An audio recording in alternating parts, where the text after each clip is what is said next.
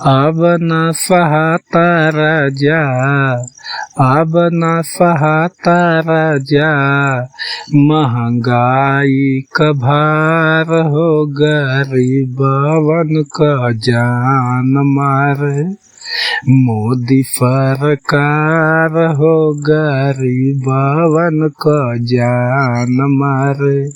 जवन रोटी कुत्ता खाले, जवन रोटी कुत्ता खाले, अब खाले परिवार हो, गरीबवन क जान मारे।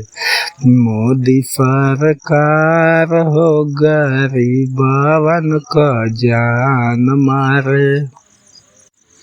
आटा चावल कीमत बढ़ल बाटे दाल के, जेबवा में पैसा ना बचा ढेरू माल के।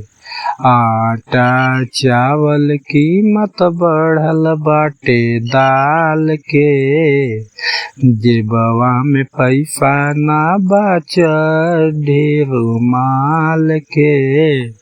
लालटेन लेके खोजत बानी, लालटेन लेके खोजत बानी, अपने खातिर रोजगार हो, गरीबवन क जान मारे।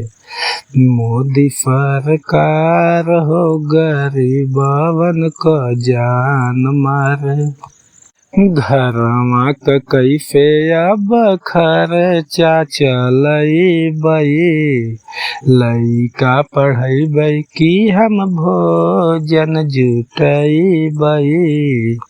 घरवा क कैसे अब हम खर्चा चलैबै, लइका पढ़ैबै कि हम भोजन जुटैबै।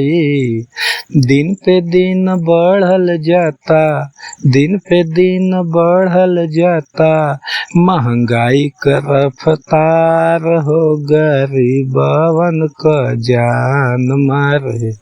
मोदी सरकार हो, गरीबवन क जान मारे।